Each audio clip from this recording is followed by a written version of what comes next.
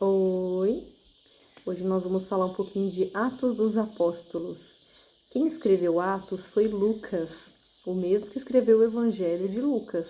Ele escreveu Atos dos Apóstolos para contar após a ressurreição de Jesus. Então aqui ele conta tudo o que aconteceu após a ressurreição de Jesus. Então, se você quiser pegar sua Bíblia para você acompanhar, nós vamos ler Atos capítulo 1, tá? Alguns trechos.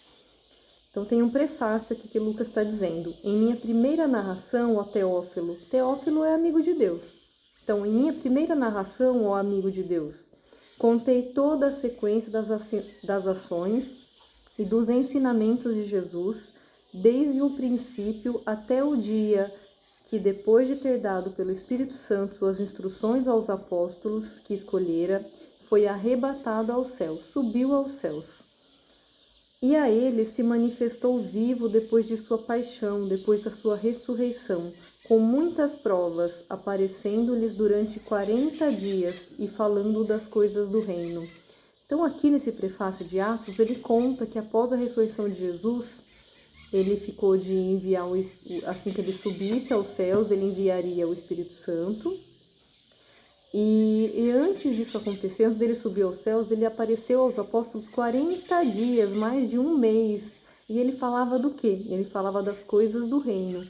Então aqui esse canal é para falar um pouco das características de Jesus.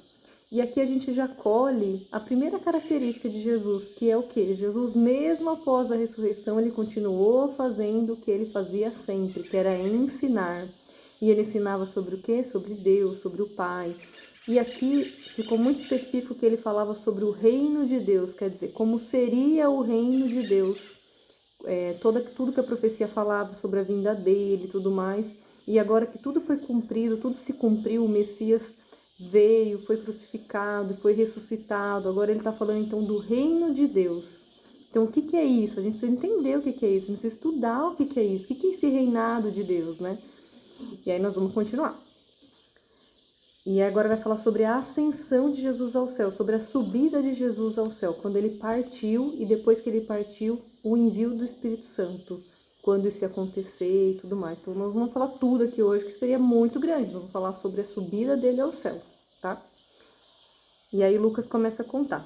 E comendo com eles, ordenou-lhes que não se afastassem de Jerusalém, mas que esperassem aí o cumprimento da promessa do Pai. Aí aqui a gente já tem uma outra observação de Jesus, que Lucas conta assim, que Jesus estava comendo com eles. Então presta atenção, Jesus ressuscitado de corpo, espírito, alma, estava comendo. Não tava, Lucas não falou assim, ó, e eles estavam comendo e Jesus estava com ele, mas Jesus não comia porque Jesus era ressuscitado, estava em espírito. Não, Lucas está falando, e comendo com eles, ordenou-lhes que não se afastassem de Jerusalém, mas que esperassem aí o cumprimento da promessa de seu Pai. Quando Jesus foi morto, né, antes da ressurreição, os discípulos talvez ficaram assustados e pensaram em partir de Jerusalém, com medo também do que poderia acontecer com eles. E aí, na primeira aparição de Jesus, e durante essas aparições, aqui contando aqui em Atos, Jesus pede para eles não se afastarem de Jerusalém, mas que esperassem aí o cumprimento da promessa de seu Pai. E qual que era essa promessa? Que era o envio do Espírito Santo. Assim que Jesus subisse, o Espírito Santo seria enviado a eles. Então ele fala assim, esperem aí o cumprimento da promessa de seu Pai, que ouvistes, disse ele, da minha boca, porque João batizou na água, mas vós sereis batizados no Espírito Santo daqui a poucos dias. Assim reunidos, eles os interrogavam, Senhor, é porventura agora que ides instaurar o reino de Israel? Como Jesus falava sempre do reino de Deus, e tinha muitas profecias também sobre o reino de Deus, os apóstolos achavam que era nesse momento que Jesus já ia instaurar o reino na terra.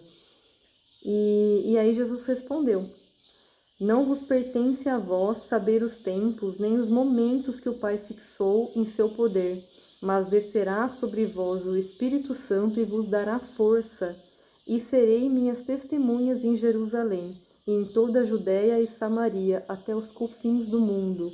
Então Jesus explicou para eles que, embora ele falasse do reino de Deus, embora eles saberiam o que ia acontecer, porque Jesus já tinha tido muitas conversas antes da sua morte, né, com eles.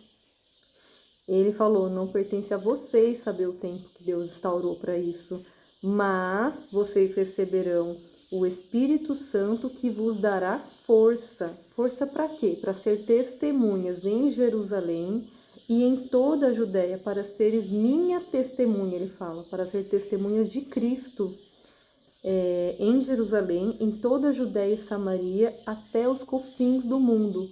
Então a missão deles na época era outra, talvez a nossa também seja outra, porque o reino está próximo, Jesus está para voltar, mas a gente não sabe o dia. Então talvez não seja agora nessa geração, ou talvez seja, a gente não sabe.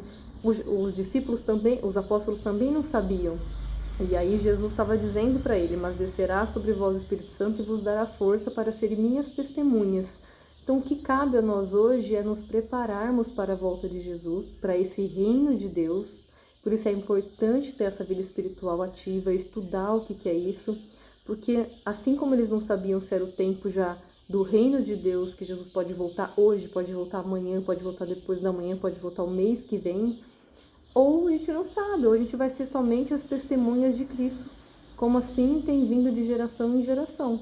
Mas uma hora ele vai vir, e aí a coisa vai ser um pouco diferente. Não seremos somente as testemunhas dele da forma que eles foram, seremos testemunhas de formas diferentes.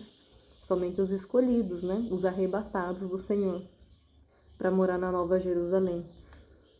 Enfim, vamos continuar. E aí, só vou repetir aqui para a gente não se perder. Aí ele falou assim, mas descerá sobre vós o Espírito Santo e vos dará força, e serei minhas testemunhas em Jerusalém, em toda a Judéia e Samaria até os confins do mundo.